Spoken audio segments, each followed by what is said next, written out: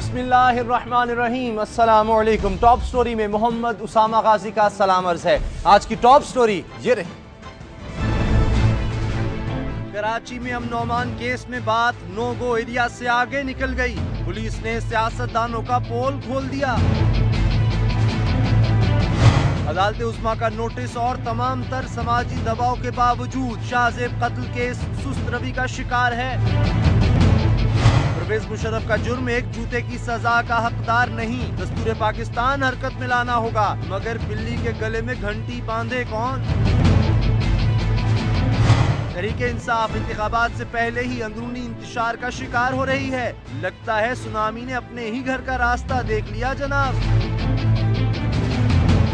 Peshawar FC commandant के कारवान पर खुदकुश हमला, 12 अफराद शहीद। तालिबान आम इंतखाबात को खून में नहला देने की धमकी पर अमल शुरू कर चुके।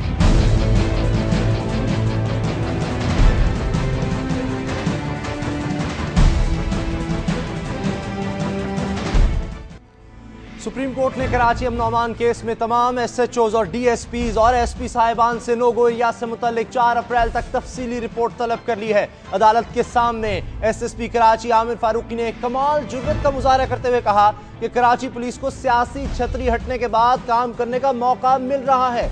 इस पर चीफ जस्टिस ऑफ पाकिस्तान का कहना था कि किसी ने आज तक लिख कर नहीं दिया कि कोई सियासी कुव्वत पुलिस को काम करने से रोकती है। SSP ने यह भी बताया कि तहरीक तालिबान के 200 के करीब अफराद मंगू पीर पहाड़ी के पीछे कच्ची आबादियों में मुकीम हैं। ऑपरेशन के दौरान ये अफराद दूसरे इलाकों में मुंतकिल हो जाते हैं। चीफ जस्टिस ने कराची पुलिस को हुक्म दिया कि सुप्रीम कोर्ट के कराची आने तक तमाम नो गो एरियाज खत्म हो जाने चाहिए। पुलिस ने जो इंकशाफ आज सुप्रीम कोर्ट के सामने किया है, ये एक ऐसी खुली हकीकत थी जो मालूम तो सबको थी लेकिन तस्लीम नहीं की जा रही थी। मुफाहमत की सियासत का यह आलम था कि एक एक दिन में 100 इंसानों को अंधी गोलियों का निशाना बनाया गया और जो ही इत्तेहादी जमातों की क़यादत एक जगह बैठती थी, दूसरे लम्हे कराची में अमन हो जाता। इसका जवाब क्या हुआ करता था? कहीं से इसका जवाब नहीं मिला करता था। अब जब से मुफाहमत के नाम पर वजूद में आने वाली हुकूमत रुखसत हुई है, तब से अब तक कराची में टारगेट किलिंग में भी कमी है और अमन व अमान में भी बेहतरी आई है। तहम आज नाजमाबाद कराची में फायरिंग की वजह से 3 सिटी वार्डन्स के जख्मी होने का वाकया सामने आया। 2 करोड़ आबादी वाले शहर कराची में इस उबूरी दौर में पाया जाने वाला अमन दर हकीकत मुल्क की साबिका मुंतखब हुकूमत के मुंह पर एक कड़वा सहला सच है कि क्या वो दौरे हुकूमत अवाम को जमहूरियत पसंदी की सजा थी। 7,000 इंसानों का कत्ल महज इजारादारियों के लिए और रूह के अंदर तक उतरी हुई एक तलखी ये भी कि साबिका हुकूमत की कारकर्दगी क्या जमहूरियत की रोशन पेशानी पर बदनुमा दाग नहीं। मुफाहमत के नाम पर डाला जाने वाला डोल इंसानों के खून से लबालब क्यों भरा पड़ा है? इसका जवाब सियासतदान अवाम को क्या देंगे? जनरल परवेज मुशर्रफ सीना तान कर पूछ रहे थे कि जो कराची में छोड़ गया था वो कहां है। इसका जवाब हमारे पास तो कम से कम नहीं और हम पर यह सितम ज़रीफी किसी और की नहीं बल्कि हमारे मुंतखब नुमाइंदों की है, वरना जवाब तो हमने परवेज मुशर्रफ से लेना था। और सितम बाला सितम यह भी मुलाहिजा फरमाइए कि सिंध की 18 रुकनी निगरान काबीना भी साबिका इत्तेहादियों की सिफारिशात पर मुंतखब की गई है। इस कारगुजारी पर बहस फिर सही।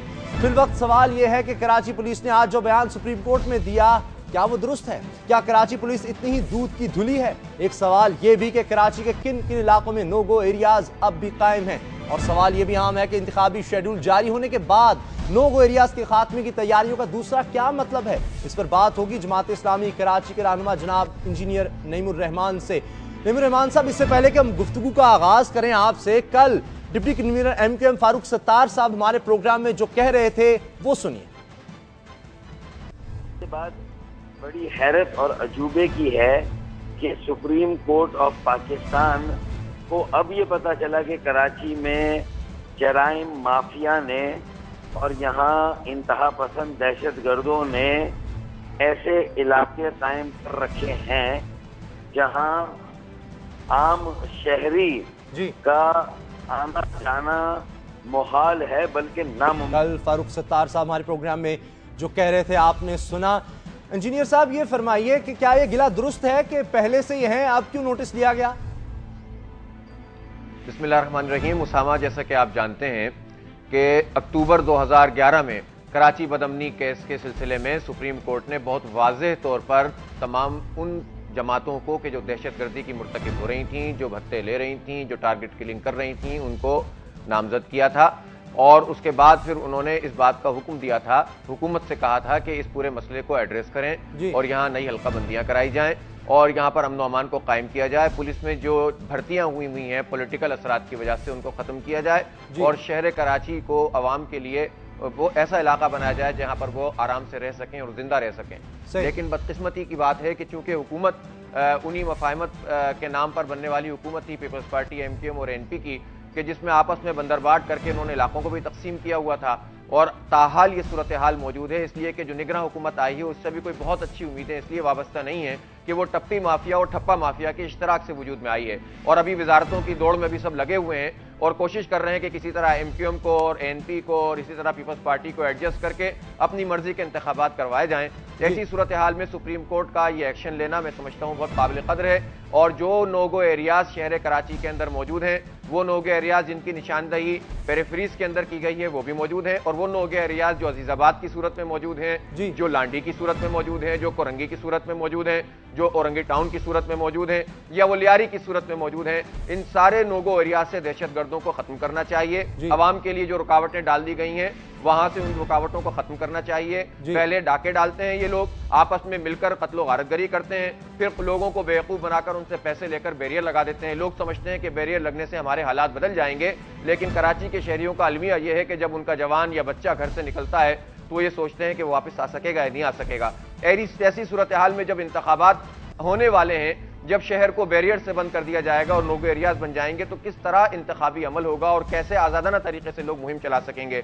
इसलिए शहर कराची के मसले का हल यह है कि आजाद माहौल में इंतखाब हो, इंतखाब के लिए लोगों के पास जाने की आजादी हो, उसके बाद आजाद वोटर लिस्ट हो और आपने तो ऐसा लगता है कराची का कोई इलाका ही नहीं छोड़ा, आपने तो सभी इलाके गिनवा दिए हैं, लियारी समेत के सभी नोगो एरियाज हैं, फिर तो लगता है सारा कराची नोगो एरिया। अगर आप कराची में तशरीफ लाएं, मैं इंशाल्लाह आपको अपने साथ बिठाकर शहर कराची का दौरा करवाऊंगा। मैं अजीजाबाद सबसे पहले लेकर जाऊंगा, उसके बाद लांडी ले जाऊंगा, कोरंगी ले जाऊंगा, लियाकताबाद ले जाऊंगा, मंगूपीर ले जाऊंगा, लियारी ले जाऊंगा और आप देख लेंगे कि इस शहर में क्या बंदरबाट की हुई है इन लोगों ने, किस तरह लोगों के ऊपर जुल्म किया हुआ है। साहब आज का एक और अहम वाकया है, मैं उस पर आपकी राय जानना चाह रहा हूं। 2 बोरियां जाली शनाख्ती कार्ड की रेंजर्स ने ऑपरेशन में बरामद की हैं, ऐसे हालात में किस तरह आजाद शफाफ इलेक्शन हो सकेंगे? बहुत अच्छा किया उसामा, मैं तो अखबार लेकर आया था कि जिसमें ये खबर आई थी। कराची शहर का तो अलमिया यह है कि यहाँ इंसानों को भी बोरियों में बंद कर दिया जाता है और उनके शनाख्ती कार्ड भी बोरियों से बरामद होते हैं। ऐसी सूरत हाल में इंतखाब नहीं हो सकता, इसलिए हुकूमत की जिम्मेदारी है, इलेक्शन कमीशन की जिम्मेदारी है, फौज की आईनी जिम्मेदारी है कि जो जिम्मेदारी उसको इलेक्शन कमीशन दे, आइन की आर्टिकल 245 के तहत फौज उसके मुताबिक अमन अमान कायम रखते हुए इलेक्शन करवाने की भी जिम्मेदार बनती है। मगर आज तो पुलिस भी मान रही थी, वो कह रही थी सियासी छतरी हट गई है, हम काम अब करके दिखाएंगे। आपको लगता है पुलिस अब कर सकेगी? और ये बात दुरुस्त है, सियासतदानों ने रोक रहे थे और अब पुलिस करेगी? नहीं, पुलिस को करना चाहिए। पुलिस का भी विचारों का अलमिया यह है कि जो लोग कार्रवाइयां करते हैं बाद में उनका कोई पूछने वाला नहीं होता, उन्हें चुन चुनकर कत्ल कर दिया जाता है। इसलिए अगर पुलिस भी हिम्मत पकड़ेगी और उसके साथ जो फौज है और रेंजर्स है वो अपना किरदार अदा करेगी, मैं कहता हूं सियासतदानों को तो आप कह रहे हैं निमरमान साहब, सियासतदानों को अगर हम छोड़ें तो पुलिस ये भी कह रही है कि तालिबान मौजूद हैं, 200 के करीब हैं, कच्ची आबादी में हैं, ये भी एक हकीकत है, तालिबान हालात खराब कर रहे हैं। अगर वो मौजूद हैं और वो दहशतगर्दी कर रहे हैं तो कोई किसी का सगा सोतेला नहीं है मेरे भाई। सबके खिलाफ यकसा कार्रवाई करनी चाहिए। कराची के लोगों को आजाद होना चाहिए और कराची में लोगों को आजादी से अपने नुमाइंदे चुनने का हक मिलना चाहिए। बूथ के अंदर जब तक फौजी नहीं होगा, जब तक लोगों को एतमाद नहीं होगा कि लोग अपनी मर्जी से जो है वो वोट डाल सकें, इसलिए हम ये मुतालबा कर रहे हैं कि सबसे पहले जो वोटर लिस्ट है उसको दुरुस्त करें, उसके बाद आजाद माहौल में इंतखाबी मुहिम चले और कत्लो गारतगरी से लोग बचें, आजाद माहौल में लोग जलसे जुलूस करें और उसके बाद फिर जब बूथ में जाएं तो वहां भी फौज मौजूद हो, इंशाअल्लाह ताला नक्शा बदल जाएगा और कराची आजाद हो जाएगा। देखते हैं ऐसा होता है नहीं, दुआ गो हैं हम भी कि कराची के हालात बेहतर हो जाएं। बहुत शुक्रिया आपका नईमुर रहमान साहब, हमारे साथ है जमात इस्लामी के रहनुमा। पुलिस अब कह चुकी है सुप्रीम कोर्ट के सामने कि सियासी छतरी हटने के बाद अब हम काम करके दिखाएंगे। हम देखते हैं कि पुलिस वाकई अब ऑपरेशन करती है और इन अनासर को गिरफ्तार करती है जो कराची का अमन तबाह कर रहे हैं या नहीं। ब्रेक का वक्त हो रहा है, ब्रेक के बाद मिलेंगे इस स्टोरी के साथ। अदालत उस्मा का नोटिस और तमाम तर समाजी दबाव के बावजूद शाहजेब कत्ल केस सुस्त रवि का शिकार है।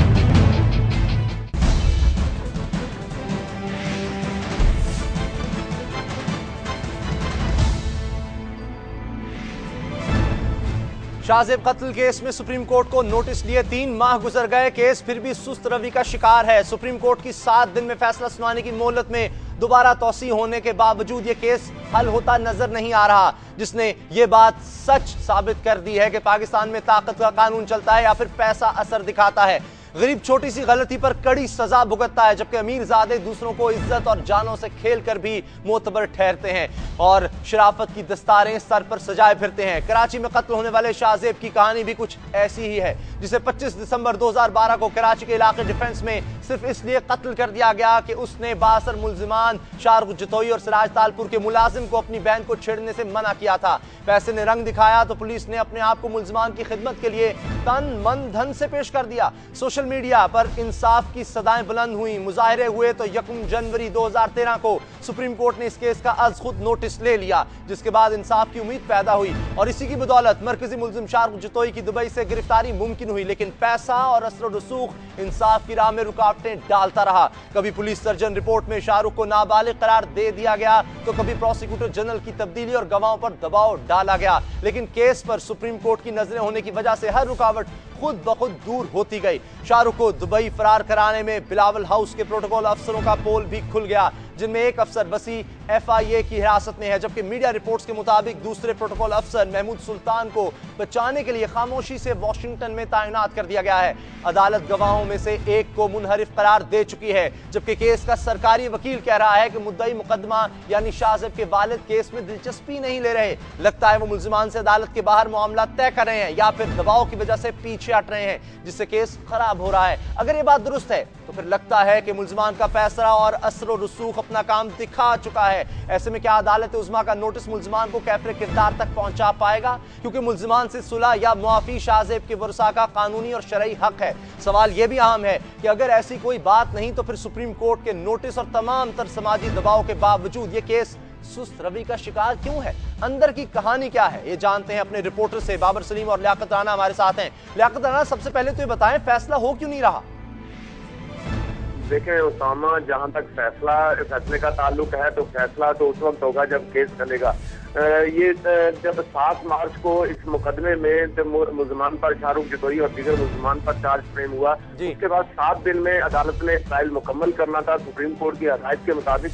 लेकिन कभी मुल्जिमान के वकला तब्दील होते रहे, कभी मुद्दई मुकदमा का वकील तब्दील हो गया और कभी जो प्रोसिक्यूटर है उसको तब्दील कर दिया गया। अब तक 3 प्रोसिक्यूटर तब्दील हो चुके हैं, जबकि 3 ही मुल्जिमान के वकला हैं वो तब्दील हो चुके हैं। मुद्दई मुकदमा के 2 वकील तब्दील हो चुके हैं। अदालत भी एक जगह से दूसरी जगह मुंतकिल हो चुकी है। अदालत ने इन 7 मार्च के बाद 20 दिन अब तक समाअत की है और 17 गवाहों के बयान रिकॉर्ड किए, जबकि प्रोसिक्यूशन ने अब एक दरखास्त दी है जिसमें 14 गवाहों को बेवकूफ किया गया है, उनके नाम वापस लिए गए, जबकि 2 जो चश्मदीद गवाह थे उन्होंने अदालत में आने के बाद बयान तो रिकॉर्ड करवाया लेकिन मुल्जिमान को शनाख्त नहीं किया, जिसके बाद अदालत ने 4 दिन के बाद इन दोनों गवाहों को करार दे दिया। अब सूरत हाल ये है कि आज मुल्जिम बीमार हो गया, उसकी वजह से समाअत नहीं हो सकी।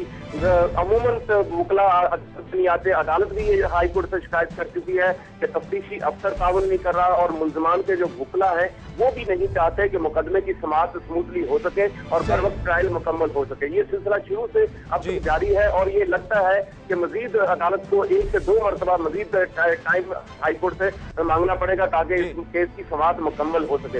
या लगता है कि सुप्रीम कोर्ट को दोबारा इसमें नोटिस लेना पड़ेगा। अच्छा लियाकत राना, कोर्ट की बात तो आप बता रहे थे, बाबर सलीम कोर्ट के बाहर क्या कुछ हो रहा है? देखिए उसामा, ये केस जिस रोज ये वाकया पेश आया था उस रोज से आज तक पे दर पे बदलती करवटें ये बात साबित कर रही हैं कि पाकिस्तान में खुसूसन कराची में बासर अफराद जो हैं वो कुछ इस कदर सर चढ़ चुके हैं कि वहाँ पर अब इंसाफ फराम करना जो है वो भी अब मुश्किल होता नजर आ रहा है। हम ये देखते हैं इस केस में कि पहली रात जब मर्डर होता है तो 1 दर्जन से जायद गवाहान के बयानात जो है वो सामने आना शुरू हो जाते हैं। हमने वो तमाम कॉपीज, वो तमाम स्टेटमेंट्स पढ़े, आपके प्रोग्राम में ये चीज मंजर आम पे भी लेकर आए कि ये तमाम लोग जिन्होंने विटनेस किया है एक इंसिडेंट को वो जाके कोर्ट में तब्दील हो गए। उसके बाद डॉक्टर्स का मामला, जिस वक्त मेडिकल बोर्ड बैठा तो उससे पहले उम्र कम करार दे देना, तो ये तमाम चीजें बहुत वाज़ेह तौर पे ये बात समझा देती हैं कि पाकिस्तान में खुसूसन कराची में अमन और अमान के हवाले से आम आदमी पिसता है, लेकिन वो लोग जो कि सियासी असर रसूख रखते हैं, पैसा रखते हैं, उनके लिए कानून को हाथ में लेना कुछ मुश्किल नहीं रहा है। लियाकत राना, एक गवाह के बारे में कह दिया गया कि वो अपने बयान से मुनहरिफ हो गया है। केस कमजोर होता नजर आ रहा है अदालत में। देखिए सामान, जब मुकदमा की केस की समाप्त नहीं होगी तो केस तो ऑटोमेटिकली कमजोर हो जाएगा।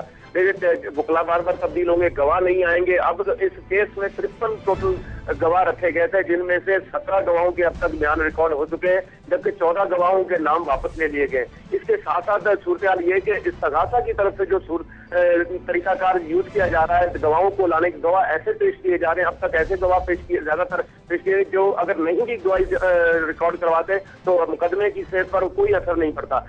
इसमें 7 दिन के में जो मुकदमे की समाप्त मुकम्मल करनी थी, उसमें सबसे अहम किरदार प्रोसिक्यूशन ने अदा करना था, लेकिन प्रोसिक्यूशन भी उस तरह मुकदमे को लेकर नहीं चल रही जिस तरह के मुकदमे की समाप्त होनी चाहिए थी। इसमें तो लगता है कि इंफरादी दहशतगर्दी की अदालत के जो साथ है वो भी दांव पर लगी हुई, क्योंकि इस्तगासात, मुद्दई और जो तफ्तीशी अफसर है या फिर जो मुल्ज़मान है, सब चाहते हैं कि मुकदमे की समाप्त बर वक्त मुकम्मल ना, बर वक्त तो क्या 1 महीने से ज्यादा हो गया, मुकम्मल ना हो सके। और ये मुल्ज़मान का जो मामला, जिस तरह आपने कहा कि कानूनी हक है मुद्दई का अगर वो इनको माफ कर, लेकिन इंसदाद दहशतगर्दी एक्ट के तहत मुद्दई मुकदमा इन मुल्ज़मों को माफ नहीं कर सकता। अदालत को इस केस का फैसला सुनाना है। सही। और ऐसे लग रहा है जैसे सुप्रीम कोर्ट के अलावा किसी को इस केस में कोई खास दिलचस्पी नहीं है। बाबर सलीम, मेरे पास वक्त कम रह गया है, कौन कौन से महकमे हैं जिनकी तरफ से नाअहली नजर आ चुकी है अब तक इस केस में? देखिए, पुलिस तो बराह रास्त जिम्मेदार है इस तमाम महसूस रवि का। दूसरी जानिब FIA का बड़ा जो है वो मस्क किरदार सामने आया है। इमिग्रेशन डिपार्टमेंट की जानिब से बड़े हैरान कुछ चीजें सामने आई हैं। जो CCTV फुटेज है उसमें बड़ी इंपॉर्टेंट चीज मैं ये बताता चलूं कि जो फरार हुआ है इस मुल्जिम का, उसके साथ एक खुर्रम नामी मुल्जिम जो है, खुर्रम नामी शख्स भी फरार होता हुआ देखा जा सकता है, फुटेज में नजर आ रहा है। लेकिन खुर्रम नाम के शख्स को अब तक ट्रायल का हिस्सा नहीं बनाया गया। अब तक ये नहीं पता चलाया जा सका कि ये कहाँ है। हमारे जराए ये कहते हैं कि खुर्रम नामी ये मुल्जिम जो है इस वक्त भी जो है वो दुबई में मौजूद है और उसके बावजूद इसको पाकिस्तान वापस लाने के लिए कोई हिकमत अमली नहीं है। ठीक, बहुत बहुत शुक्रिया आपका बाबर सलीम और लियाकत राना। जिस तरह हमारे नुमाइंदे बता रहे हैं, ना सिर्फ केस सुस्त रवि का शिकार है, इसमें दिलचस्पी भी किसी की नजर नहीं आ रही। सुप्रीम कोर्ट को एक दफा फिर लगता है कि नोटिस लेना पड़ेगा और इस केस को मंतकी अंजाम तक पहुंचाना होगा। ब्रेक का वक्त हो रहा है, ब्रेक के बाद मिलेंगे इस स्टोरी के साथ। परवेज मुशर्रफ का जुर्म एक जूते की सजा का हकदार नहीं, दस्तूर पाकिस्तान हरकत में लाना होगा, मगर बिल्ली के गले में घंटी बांधे कौन?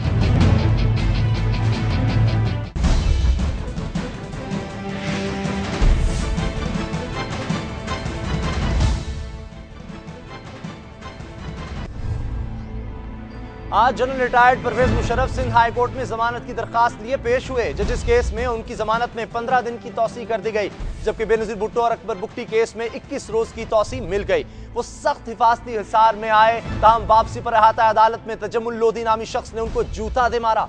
खुशकिस्मती से उसका निशाना चूक गया। हमारे माशरे में किसी को जूते से पीटना उससे इंतहाई नफरत का इजहार है, बल्कि उसकी तजलील है। परवेज मुशर्रफ के साथ आज जो कुछ हुआ वो दरअसल नफरत का इजहार था, लेकिन यह बात अपनी जगह दुरुस्त है कि नफरतों के सिलसिलों में तहजीब का दामन हाथ से नहीं छोड़ना चाहिए। तजम्मुल लोधी जैसे अफराद को अपनी नफरतों का इजहार करने के बजाय परवेज मुशर्रफ के साथ जमहूरियत का सलूक देखना चाहिए। वो जनरल परवेज मुशर्रफ जिन्होंने 2 बार दस्तूर पाकिस्तान को संगीन की नोक पर रखकर हवा में उछाल दिया, वो दस्तूर अपने गद्दार से हिसाब लेना शुरू हो चुका है। आज जनरल रिटायर्ड परवेज मुशर्रफ इसी पामाल दस्तूर के तहत कायम होने वाली एक अदालत के सामने एक मुल्जिम की हैसियत में पेश थे। वो दस्तूर पाकिस्तान के तहत chief justice Sindh high court कहलाने वाले शख्स के सामने हाथ बांधे खड़े थे, लेकिन चीफ जस्टिस ने उनकी तरफ एक बार भी निगाह उठाकर इसलिए नहीं देखा कि मुबादा दस्तूर के साथ खिलवाड़ की कोई याद उनके मनसब पर हावी ना हो जाए। ये वही बेतौकीर होने वाला दस्तूर है जो अदालत को इजाजत देता है कि वो किसी भी मुल्जिम को मुल्क से बाहर जाने से रोक दे। ऐसा ही परवेज मुशर्रफ साहब के साथ भी हुआ। वो अब अदालत की इजाजत के बगैर मुल्क से बाहर नहीं जा सकते। किस्सा मुख्तसर, दस्तूर पाकिस्तान चीख चीख कर कह रहा है, लोगों ये शख्स जूतों का हकदार नहीं बल्कि मेरा बागी है जिसकी सजा सिर्फ और सिर्फ मौत है।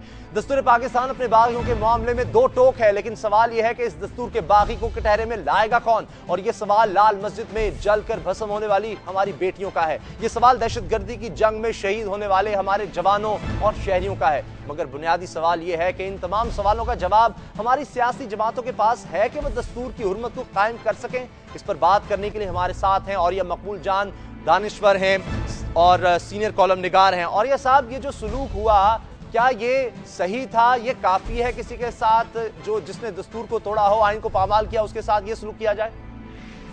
लेकिन दुनिया में जहां भी दस्तूर को तहफ्फुज दिया जाता है तो वहां दस्तूर को तहफ्फुज देने वाले उसके बेसिक एक्टर्स होते हैं, जो पॉलिटिकल पार्टीज और प्रेशर ग्रुप्स होते हैं, और मुख्तलिफ किस्म के अदारे होते हैं कि जो उस दस्तूर का तहफ्फुज करते हैं। अब ऐसा मामला ये है कि पाकिस्तान के अंदर यूं लगता ये है कि पाकिस्तान के अंदर तमाम पॉलिटिकल पार्टीज जैसे लगता है कि कुछ कल 2-3 दिन के अंदर मेला चरागा होने वाला है इलेक्शंस का, और उसके अंदर से ये ऐसे गुम हैं और उनको अंदाजा नहीं है कि चीजें किस तरह उनके सामने बदलती चली जा रही हैं, और उसके अंदर से परवेज मुशर्रफ का आना, परवेज मुशर्रफ का उनके अंदर शामिल होना, यानी बड़ा अचंभे की बात लगती है कि किसी ने एहतजाज तक नहीं किया, किसी ने इस बात का नोटिस तक नहीं लिया कि जो वो शख्स है कि जो पूरी की पूरी ट्रेल को एकदम तबाह बर्बाद कर देता है, पूरी पूरी ट्रेन को पट्टी से उखाड़ देता है, और उसके बाद मसले को ननाने से राज करता है, और फिर जिस तरह के चाहे फैसले करता है उसके बीजे हुए बीज आज हम काट रहे हैं। आज उसी की वजह से हम एक दहशतगर्दी की फसल जो है उसको काट रहे हैं, और हमारे घर घर उसका जहर फैल गया है। अब मुझे समझ नहीं आती कि कोई शख्स, कोई पॉलिटिकल पार्टी उठ के ये नहीं कहती कि इस शख्स से उसके 10 साल का 8 साल का हिसाब तो लिया जाए। जी, तो ऐसा क्यों है? हमारी सियासी जमातों की तरफ से हम देखते हैं कुछ खामोशी सी नजर आ रही है। अदालत में केस तो चल रहे हैं मगर उनमें भी जमानत होती चली जा रही है, बुरी जमानतें। मेरा ख्याल है मसला ये है कि शायद वो ये समझते ये हैं, क्योंकि असल मसला ये है कि कोई भी पॉलिटिकल पार्टी ऐसी नहीं है कि जिसके दामन के अंदर परवेज मुशर्रफ के वो साथी शामिल ना हो कि जिन्होंने उसका 10 साल तक साथ दिया था। अब जब कहते हैं ना कि सब्ज़े नौरस्ता से तू वजह पामाली न पूछ, बात चल निकली तो ये फिर बागबां तक जाएगी, तो फिर वो कितना पता नहीं कितने पर्दा नशीनों के नाम निकले। तो हर पॉलिटिकल पार्टी के अंदर नून लीग हो, तहरीक-ए-इंसाफ हो, पीपल्स पार्टी हो, सारे वो चेहरे नजर आते हैं कि जो कहीं लाल मस्जिद में साथ हैं, कहीं अकबर मुफ्ती में साथ हैं, कहीं किसी और मामले में साथ हैं, कहीं दस्तूर गिराने में साथ हैं, कहीं उसके उस सारे इक़दामात को जायज करने में साथ हैं। तो जब ये सारे के सारे लोग जो हैं उन पॉलिटिकल पार्टी में मौजूद हों तो फिर जाहिर बात है कि ज़मीर बहुत बड़ी अजीबोगरीब चीज है, ये इंसान को खामोश करवा देता है। 5 साल में कुछ नहीं हुआ, अब कुछ हो सकता है निगरान हुकूमत के दौर में? देखिए, निगरान हुकूमत के बारे में मैं आज कॉलम लिखा भी है। मुझे लगता ये है, मुझे आज तक ये समझ नहीं आई कि पाकिस्तान में उन्होंने ऐसी निगरान हुकूमत बनाई है कि जैसे यूं लगता है कल पाकिस्तान के आम इंतखाबात नहीं होने वाले, कुछ जिमखाना के इंतखाब होने वाले और हमने 2 एम्पायर इकट्ठे करने। पाकिस्तान के ये सबसे नाजुक तरीन इंतखाबात हैं और सबसे इल एक्सपीरियंस और कमजोर इंतजामिया आई। ये कोई इंतखाब को रोटरी क्लब के इंतखाबात नहीं है, ये ऐसे इंतखाबात, यहाँ मतलब ये नहीं है कि 2 महीनों के लिए सारे दहशतगर्द छुट्टी पे चले जाएंगे, सारे जो है वो अपना चोर डाकू डकैत सारा कुछ वो कह देंगे कि नहीं हम तो 2 महीने के बाद जब जमहूरी हुकूमत आएगी तो काम करेंगे। सारे बैरूनी जितने भी लोग हैं वो कहेंगे नहीं पाकिस्तान में चूंकि इलेक्शन होने वाले हैं तो कोई शर्म हया करें, तो IMF से अपनी किस्तें लेना बंद कर देगा।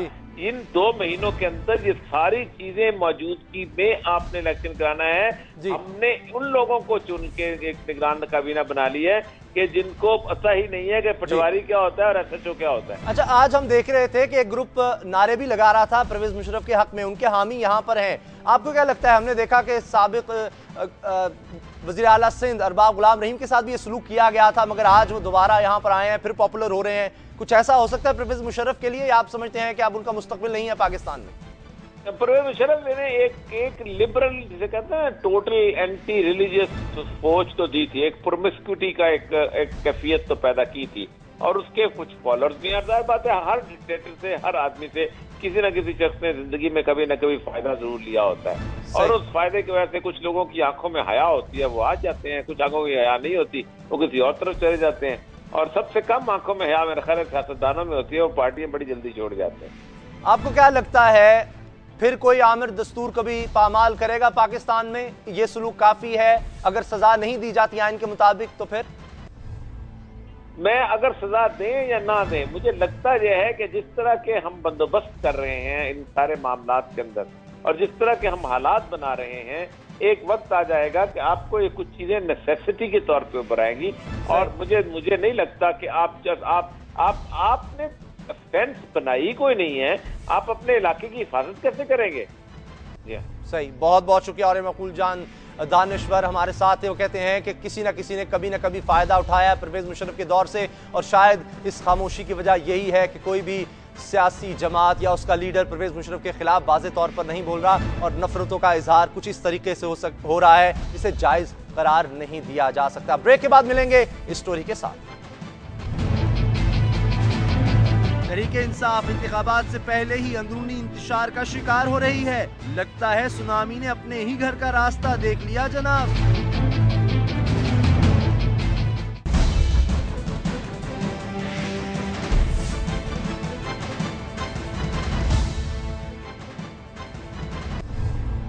जमात इस्लामी तहरीके इंसाफ का साथ छोड़कर नून लीग की तरफ जा चुकी। आज इमरान खान फिर कह रहे थे कि तहरीके इंसाफ को किसी इत्तेहाद की जरूरत नहीं, लेकिन दूसरी तरफ लगता है कि पाकिस्तान में तब्दीली के सुनामी ने अपने ही घर का रास्ता देख लिया है और पार्टी में आने वाले इसे छोड़ते जा रहे हैं। खबरें यह हैं कि इमरान खान के करीबी साथी नामुल्लाह न्याजी ने पार्टी छोड़ दी है। सरदार आसिफ अहमद अली ने भी आजाद हैसियत से इलेक्शन लड़ने का ऐलान कर दिया है। पार्टी छोड़ने वालों की फहरिस्त में और भी बहुत से नाम शामिल हैं। ये वही तहरीके इंसाफ है जिसने अक्टूबर 2011 में लाहौर के तारीखी मीनार पाकिस्तान में बड़ा जलसा करके सियासत में हलचल मचा दी थी। मुस्लिम लीग नून के गढ़ में इस बड़े जलसे ने बड़े बड़ों को हिला कर रख दिया। सियासी मुखालफी ने इसे एस्टैब्लिशमेंट का खेल कहा तो सियासी पंडितों ने इसे सियासी उफक पर तीसरी बड़ी कुव्वत का ज़हूर करार दिया।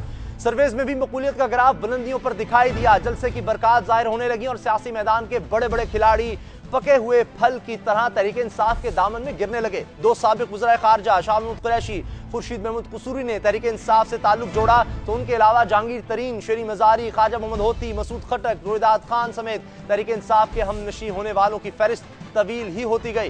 लाहौर के बाद कराची के जलसे में लाखों अफराद की शिरकत से लग यही रहा था कि तहरीके इंसाफ वाकई तब्दीली का सुनामी है। इसी जोम ने शायद तहरीके इंसाफ को किसी दूसरी सियासी जमात से इत्तेहाद करने से रोक के रखा, लेकिन लगता है कि अब तहरीके इंसाफ की अपनी विकटें ही गिरती जा रही हैं। जैसे लोग इसमें शामिल हुए थे ऐसे ही एक एक करके पार्टी से निकलते जा रहे हैं। इमरान खान हलवा खाने वालों को वापस लेने पर नवाज शरीफ का शुक्रिया तो अदा कर चुके हैं, लेकिन सवाल ये भी आम है कि अगर ऐसे हालात रहे तो इंतखाबात में क्या होगा? क्या तहरीके इंसाफ किसी अंदरूनी इंतशार का शिकार है? ये जानते हैं तहरीके इंसाफ के रहनुमा फारूक अमजद मीर से, हमारे साथ स्टूडियो में मौजूद हैं। फारूक साहब, ये हो क्या रहा है? तहरीके इंसाफ का सुनामी कंफ्यूज क्यों नजर आ रहा है? कभी जमात इस्लामी के साथ जाते हैं, फिर कहते हैं नहीं हम अकेले ही काफी। देखें, आप असल में घोड़े का मुकाबला जो है वो बकरियों के साथ कर रहे हैं कि आप देख रहे हैं कि ये बकरी की तरह क्यों नहीं लगता। ये दोनों अलग स्पीशीज हैं। तहरीके इंसाफ एक तब्दीली की पार्टी है। हम पहले वाली सियासत नहीं करना चाह रहे। जमात इस्लामी बकरी है। सुन ले मेरी, सुन ले। नहीं, मैं बाकी जमातों की तरह जो आप हमारा एनालिसिस अगर करेंगे कि PMLN क्या कर रही है, पीपल्स पार्टी क्या कर रही है, तो आप एनालिसिस कर ही नहीं सकते। हम मुख्तलिफ स्पीशी हैं। देखें, किसी पार्टी में फर्स्ट कजन जो आपके बहनोई का भी, पार्टी के सरबराह के बहनोई का भाई भी हो, उसको टिकट रिफ्यूज की जा सकती है? नहीं की जा सकती। ये सिर्फ तहरीके इंसाफ करेगी।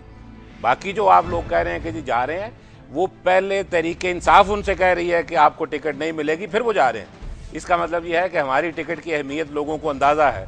हम ये बिल्कुल नहीं कह रहे कि जो लोग जा रहे हैं वो अच्छे नहीं हैं, सारे अच्छे लोग हैं, लेकिन उस हलके में उनसे एक बेहतर आदमी मौजूद है। इस वजह से ये एक मिसाल मैं आपको दे दूं, वैसे बहुत सी हो सकती हैं। मियां नवाज शरीफ ने अपने दामाद की रुकनीत मुअत्तल कर दी पार्टी। ड्रामा, ये फर्क होता है। टिकट देना ना देना ये शहबाज के दामाद जेल में रहे। सुन ले पहले, इस वजह से कि बेटी जेल जाती थी, उसको बचाने का तरीका सिर्फ ये था कि दामाद की कुर्बानी दी जाए। और जो कैप्टन सफदर की आप बात कर रहे हैं, वो 10 दिन का ड्रामा करके अब वो फिर उसी तरीके से, वो पता नहीं किधर की यूथ है, वो यूथ के इंतजामात चला रहे हैं PMLN में। बात ये है कि ये तहरीके इंसाफ जो काम कर रही है ये मुस्तकिल होता है, हमारा आवाम को दिखाने के लिए नहीं होता, हमारा किसी असूल पे होता है। इत्तेहाद पर मेरी गुजारिश, जमात इस्लामी से पहले की बात हो रही, मैं उसको कहा कि आप किसी और के साथ नहीं जाएंगे, फिर वो नूली के साथ चले गए। ये क्यों? ये बात ये है, हम जमात इस्लामी को आज भी चाहते थे कि सीट एडजस्टमेंट हमारे साथ वो करें। अगर वो नहीं करना चाहते उनकी मर्जी है, लेकिन ये नहीं हो सकता कि वो चोर के भी साथ होंगे और पुलिस के भी साथ होंगे। अगर वो पाकिस्तान तहरीके इंसाफ के साथ सीट एडजस्टमेंट करेंगे तो फिर PMLN के साथ नहीं होगी। अगर उनकी चॉइस तहरीके इंसाफ अकेली काफी है, इमरान खान साहब कह रहे थे किसी इत्तेहाद की जरूरत नहीं, तो फिर जमात इस्लामी, भावलपुर नेशनल पार्टी, इस तरह की जमातों से क्या जरूरत है सीट एडजस्टमेंट की? ना, क्यों नहीं जरूरत है? हम बिल्कुल अकेले नहीं चल रहे। हम ये दुनिया में बिल्कुल कहीं नहीं मैसेज देना चाहते कि हमारे अलावा सारे ही जो है वो बहुत बुरे हैं। जमात इस्लामी का जाना आपके लिए धचका है? कोई धचका नहीं है। आप बात समझें, वो आ रहे थे हमसे सीट एडजस्टमेंट करने में, उसके साथ उन्होंने उसी वक्त जो है वो दूसरी पार्टी से बात शुरू की। उनको बड़ा लाउड एंड क्लियर मैसेज था कि आपने चुन लेना है, या उधर जाएंगे या इधर जाएंगे। उन्होंने कहा जी हम दोनों को चाहते हैं। इस बात पे हमारे तहफ़्फ़ुज़ात थे, हैं और रहेंगे, क्योंकि PMLN से किसी तरह हम इस पार्टी को और पीपल्स पार्टी को, दोनों को, मुस्लिम लीग नून को और पीपल्स पार्टी को, पाकिस्तान की तबाही का जिम्मेदार समझते हैं। उनके लोग आपके पास आ जाएं, वो जायज़ है। लोग आने की और बात होती है, जावेद आशमी साहब आ जाएं, शाम कुरैशी साहब आ जाएं, और भी जो मर्जी आता रहे। ना ये बात देखें, क्या हमने सब जमातों के लोग आपके पास हैं। हमने उनको लिया है ना, वो हमारे पास आए हैं, हम तो नहीं उनके पास गए।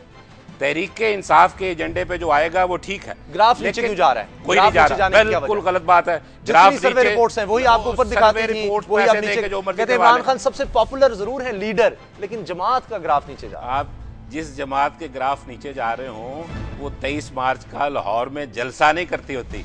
मैं एक और बात कहने लगा हूं, सिर्फ एक सुन ले मेरी बात जी। PMLN की तरफ से ये बात अखबारों में छपी कि वो लाहौर में जलसा करेंगे आखिरी दिन मीनारे पाकिस्तान पे।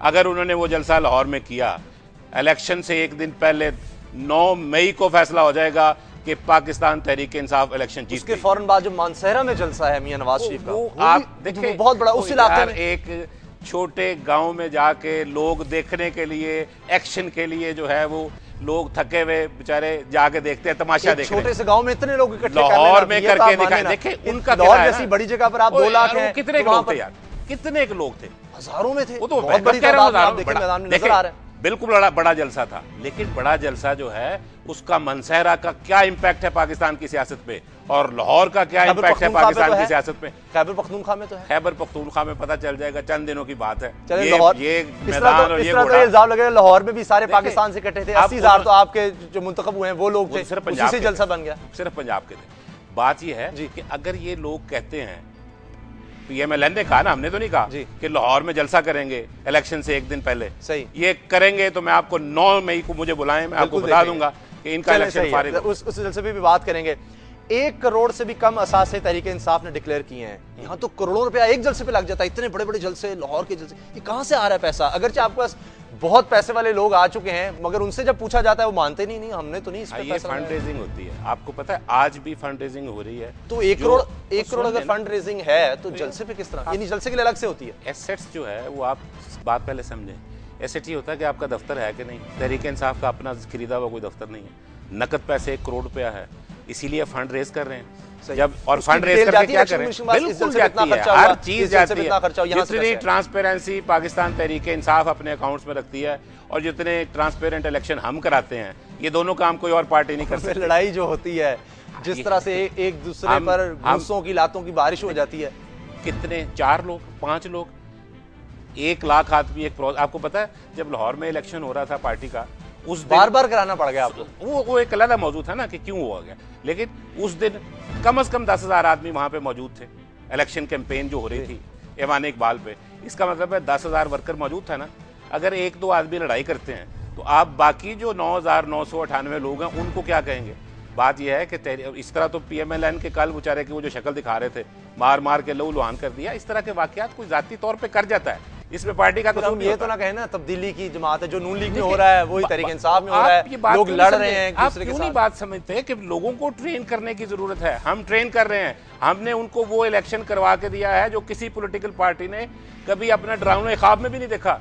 जो लोग आपको छोड़कर जा रहे हैं वो इल्जाम ये लगाते हैं कि वो लोग जिनके खिलाफ हमें खड़ा किया गया, जिनके खिलाफ हम तब्दीली का नारा लगाने आए थे, आज वो पैसे वाले हैं, चूंकि वो आ गए हैं, हमारी हैसियत बनी रही, हम जा रहे हैं। देखिए बात यह है, किसी पैसे वाले को इस तरह टिकट मिली है, आपने 1000 लोगों को टिकट देनी है तहरीक इंसाफ ने। जिस दिन हमारा ये प्रोसेस कंप्लीट हो जाएगा, मुझे आप बताना कि इनमें से 5, 7, 10 कितने पैसे वाले हैं और कितने वो हैं। कितने जमात में भी सारे नहीं अमीर होंगे, ज्यादा तो होंगे ना, ज्यादा तो होंगे। हमारे आटे में नमक के उससे भी कम होंगे।